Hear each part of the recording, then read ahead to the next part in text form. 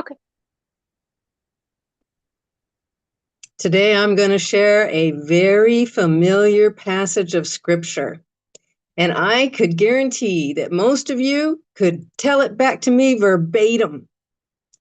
It's the first miracle that Jesus Christ does, and it's found in John 2. So if you want to follow along, that's all we're going to be in is John chapter 2.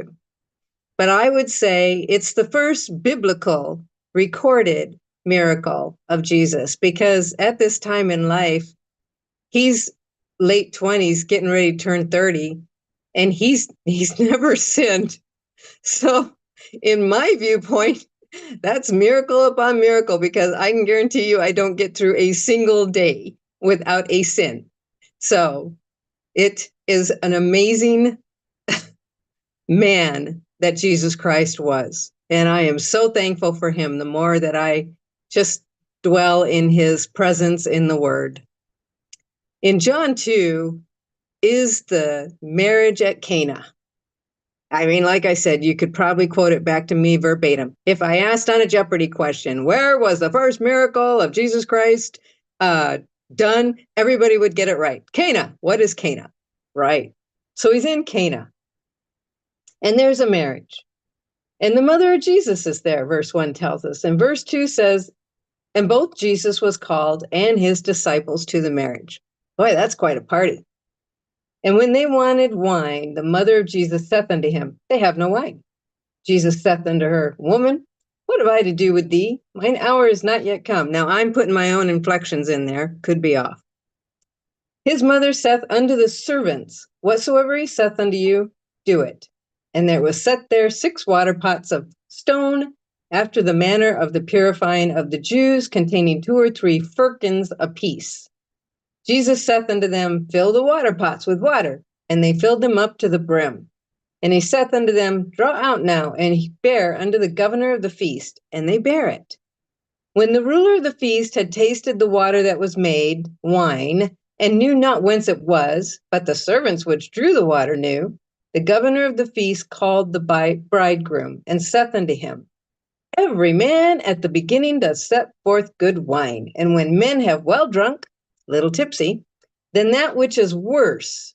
But thou hast kept the good wine until now. Otherwise, they served the good wine at the beginning, and then when they were a little tipsy, they would serve the less than good wine. But he hadn't. He had served the good wine at the end. This beginning of miracles did Jesus in Cana of Galilee, and manifested forth his glory, and his disciples believed on him. So, we all know the water to wine. But I'm listening to another pastor share on this passage, and he hit something, and I just went, how did I miss it? All these years, all this time, I've known this record. How did I miss that? Do you know that verse, which I haven't told you which one it is yet, is the same in the different translations? It's verse 5. His mother saith unto the servants, whatsoever he saith unto you, do. Whatsoever he tells you to do, do. In the Moffat translation says, his mother said to the servants, do whatever he tells you. In the TPT, Passion Translation, Mary then went to the servers and told them, whatever Jesus tells you, do it. In verse 5 of the Message, he says, she went ahead anyway, telling the servants, whatever he tells you, do it. Follow the love. Sometimes that's what he tells you to do. You know what? Do it. Hug a man. Pray without letting him know you're praying for him. Whatever he tells you to do, do it. Take up dance lessons. Join the senior center. Whatever he tells you to do, do it.